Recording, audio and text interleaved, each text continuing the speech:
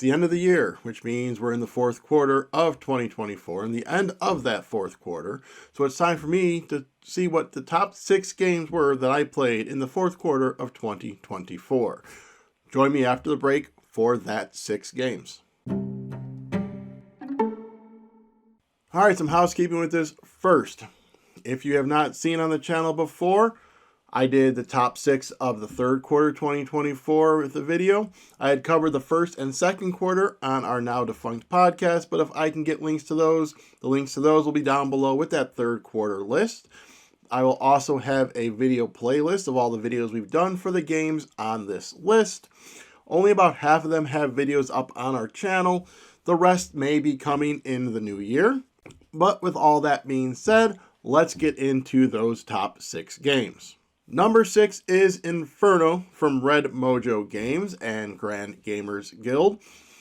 This game is based on Dante's Inferno. You are going to be playing a family in Florence, Italy, and you'll be sending out your family members to do various tasks, and then sending souls to hell and descending down the layers of hell, triggering different things, getting points, having to build up a player board, all of that. We have the videos, as I said, in the playlist down below of a solo play, an unboxing, and how it plays.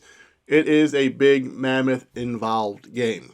So the things I really like about this one is choosing which strategies you're going to want to go with. There's the whole, you have to have a person in the proper house in order to accuse that soul of and send them to the graveyard to then descend into hell. And you're going to be scoring points based on certain colors of souls, and the colors are based on the type of sin. So you need to try and focus on which souls are you really wanting to make sure you send to that graveyard and get down to their level so you can score points for that at the end. And it's not just managing those. There's a whole little track that you need to try and move yourself up on. Then that's going to increase the value that those souls are for you to score, and then you can also move to how many points each one is times where you are on that track. It sounds involved, it sounds convoluted, it makes more sense as you play it and as you start going through it. And that was the other thing that was really nice about this game, is that the rulebook looked really imposing. The game itself looked really imposing. But once you actually start reading through the rulebook, kind of got things down and figured it out, it made sense, because the rulebook's like, all right, we're going to start with this big view, explain the things, and then we're going to go into what this is. And then finally, we're going to explain to you how everything works. So it did a really good job of starting big and then breaking it out into digestible pieces. And the solo mode itself plays really easy too. So that is why it is my number 6 of the fourth quarter of 2024.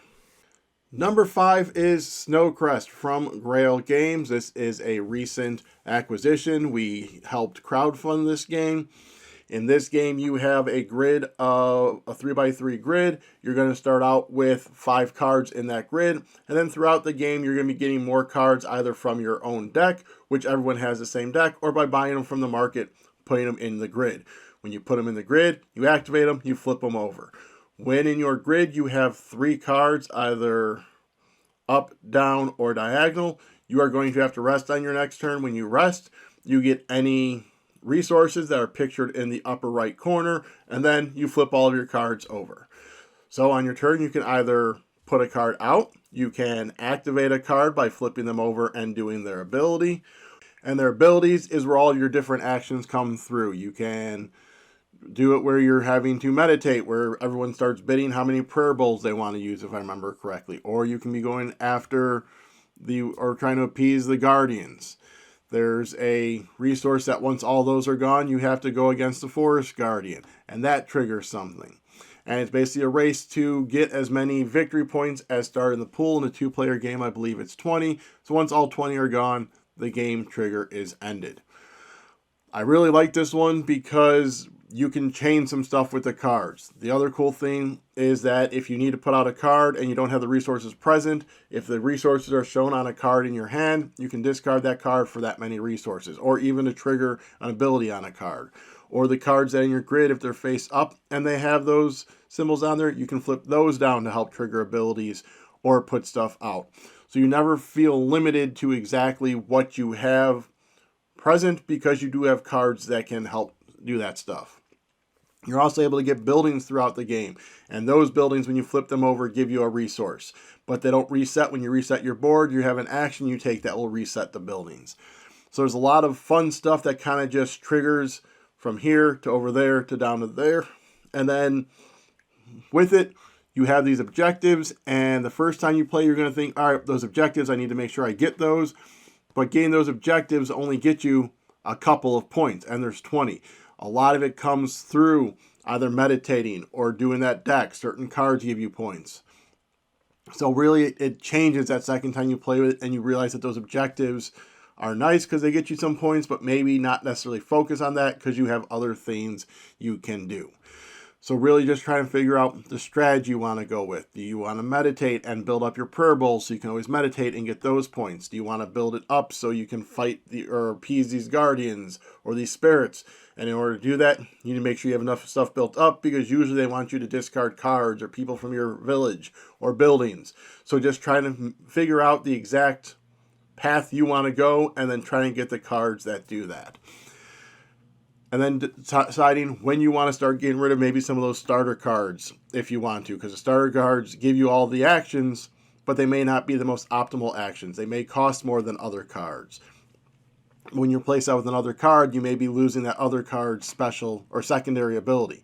Like, the one can give you bowls or meditate. Well, if you want to meditate for less, cool. But now that card's not giving you bowls as an option. So just trying to really figure out when in the game you want to flip that switch and change that out. So like I said, Snowcrest, this one really hit well for us with the whole tableau management, and that is why it's my number 5 of the fourth quarter of 2024. Moving on to the fourth of the fourth quarter of 2024, we have Parks, Roll, and Hike. So this is a roll and write entry into the Parks universe. There's Parks, the board game, which is the more involved one, really cool insert, all that. Then they came out with Trails, which took out part of Parks and made it a game. This one is kind of giving you that Parks experience in a different way. In this one, you're going to roll the dice, and then as you're going around the table, people are choosing die until the yellow die is taken, in which case they then move along the trail, and then all the dice are re-rolled. You play until you reach the end of the trail after over 3 days. At the end of each day, you're going to trigger certain sunset abilities at the top of your board. You're going to score some points based on your canteen, and then move on to the next day. After 3 days again, you're going to do all of that. You're then going to score for various things like how your guidebooks are. There's a different park you get to choose, so based on how that scoring is. This one is a lot of fun because there are options for lots of cool combos. Like there's the one thing over here with the binoculars. Well, when you fill 2 of those in, you can then cross off something. Well, when you cross off that thing, that may then trigger you to be able to do something else.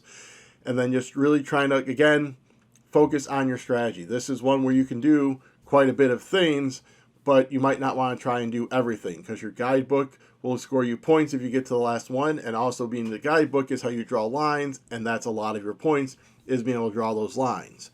And then, do you fill your canteen up super quick so you can get those points accumulating over the different days. The animals are nice because they allow you to cross off stuff, but they're harder to come by on the dice, so you may not be able to fill those in as quick as you like. And then when you choose a landmark type, you can either draw the picture or you can fill in a dot. And those dots can do cool things because that's what you trigger in the sunset, and you'll trigger that ability as many times as there is dots. It's either going to be like writing a line in that landmark type or various different things for the other ones. Like I think some of them give you canteen water. There's one that lets you roll the yellow die twice and do both, or roll the yellow die. If you have 2 dots, you roll it twice, so then you're able to do the actions. So there's a lot of fun stuff that just can get chained together, and that is why it is number 4. Moving on to number 3, we have Reef Project from Board and Dice Games. Windmill Valley was number 1 in, I believe it was the third quarter. This is another offering from them, and this is one of the games that I would say is in their more like medium-ish weight. It's not as heavy as their T games or some of those. It still does have a bit going on, and it is interesting. Again, So basically, you're going to be moving around a map. You're going to be putting out these reef balls to try and get to places cheaper and quicker. And then you're going to be doing different actions. That's going to be letting you get cards and get tiles for your board. And there's just a bunch going on. It's kind of hard to sum up. But basically, you're going to be moving around a map getting points. So a couple things about this one. There is a rest action you can do. That one we ended up not doing much, but what I liked about this game is it actually makes the rest action worthwhile. Because you're moving your point marker along, and under certain point markers is a certain action or resource or ability or something. When you rest, you're going to start where your point marker is, and you're going to do each action going all the way back to 0. So it's really cool that the rest action doesn't feel wasted. Because the rest action is basically how you sometimes get a decent amount of resources, especially if you run yourself empty and you can't move, then you got to rest and you'll be able to get some to then be able to move. So the fact that they make it so it is worthwhile. You're not feeling really hindered if you have to go ahead and rest. The second is the strategy development is balanced, at least in the plays that we have done. In the one game, I didn't place many reef balls on the bottom half of the map. The way the map tiles came out, I focused mainly on this little top and had this little circle thing. And by going through that circle, I was able to trigger most things I wanted. Whereas Bri kind of like more got herself all around the map and tried to mitigate that. But it's really about trying to optimize your actions and making sure on your turns you're doing as much as you can. So in a way, kind of similar to like Windmill Valley, where you really want to optimize your turn because your actions may be limited. That was the same case in here. So I just kind of optimized the circle I could go to where I can get here. That's going to help me trigger over here to help me move around over there. And it was still a close game. I think I only won by like 3 or 4 points. So there was still optimization in both strategies, which is really cool. The components are nice. The board is colorful. Everything in it just really spoke to us and we enjoyed our play of it. So that is number 3, Reef Project. Number 2 is Creature Caravan from Red Raven Games. I've done this on the channel, so that those videos will be in that playlist down below. This is one from Red Raven Games where you're going to be playing cards and building out this caravan of creatures, moving along the map, triggering different things. Basically, as you're playing the cards, they'll either give you movement, they can give you bread to help you put out more people, they're going to give you scoring options, they might give you other resources that you can use to kind of get out other people. There is a huge deck of cards. So what is the main thing that I really liked about this one is, well, one of the great things is it's simultaneous play, so it's not going to be a lot of sitting around and someone's really trying to figure stuff out. You both are going to kind of just be moving around going until you are done with your turn, and then you guys will just keep moving on. Next thing, of course, because it's a Red Raven game, the artwork is fantastic. This game has a weird arc to it to me, is at least the ones that we've played have started really slow, where you're only kind of putting out a card here, maybe a card in a couple of turns, because it is only 12, I believe it's 12 turns. You'll be putting out a tent every turn. But then at some point, you can start putting out a bunch of stuff, but your caravan's limited in space, so then you have to really start making sure you're putting out the right cards, and not just putting out cards to put out cards to get stuff to do. You do have to optimize that. You can't just, like I said, rush to fill your caravan, because it may not be optimal, and some of the stuff that you end up having to do or they give you won't make sense later in the game. So really trying to manage that of, don't just put out a lot of small ones. You might have to put out a couple big ones, and those will help you move quicker across the map. So it's just kind of, like I said, that game arc of, you can't do much, you can do a lot, but when you're doing a lot, you really want to mitigate how much you are doing as you are doing that lot. You want to make sure, again, optimize your points, because certain ones want like either nocturnal creatures, or they want tiny, or if you have a tiny, then this one scores more points. So being able to try and find those synergies, so don't get focused just on the hand you have. You have to cycle through those cards. Like I said, it's a big deck, so trying to get the things you want, cycling through it is really one of the fun things for us, especially Bri, who likes to draw cards. So this is one that will bust out. She's like, I want to play a game with cards where you draw cards and play cards. Cool. Creature Caravan. Done. And then it's got that fun game element, like I said, where it's simultaneous play, so you don't feel like you're just sitting there on everyone's turn. Everyone's fully engaged at the time. So number 2, Creature Caravan. And our number one game for the fourth quarter of 2024 is Explorers of Novoria from Dranda Games. This is one of those games that it doesn't seem like a lot's going on your turn, but you end up being able to do a lot of things. So the basics of the game is you play it over a couple different phases. In the first phase, you're going to have cards out here, and then everyone's going to be going around drawing either 2 discs out of the bag, or there'll be discs in the village, and then you're going to use one of those discs to draft a card to your tableau, putting it on the deck. Those cards are either going to give you resources, let you build little shop village building things on the different terrain types, or it's going to give you points at the end of the round, points at the end of the game. They're also going to give you tags for certain animals that will allow you to grab or put your thing up to have endgame scoring for certain tribes, in essence, the types of animals. Then after everyone has done that 3 or 4 times based on your player count, each player is then going to be grabbing one of those discs and placing it out on one of the tracks that match that discs, and that's going to give you new, like, either resources or points or cards, pointing out villages, various things like that. As you get the resources, you're going to be putting them on your board, and certain spots want certain types of resources in order to fulfill a order. And when you place them in there, each one has to go into a different space, so you can't just put all of them in one to trigger that. But when you trigger those areas, it's going to get better and better the more buildings you put out. So if you have all 3 buildings put out, you're going to be doing 5 things when you fulfill that order. You're going to do that over, if I remember right, 3 rounds. At the end of the rounds, do some end-of-game scoring. Most points wins. So like I said, this one has a lot of fun, cool stuff that's going on there. Being able to put out those discs to get even more stuff, which is going to trigger actions. Choosing which cards you want to go for.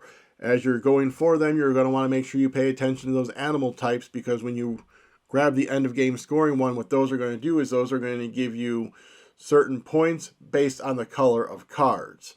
So the animals help you achieve one, but it's the color, not the animal, that you're going to be scoring points for.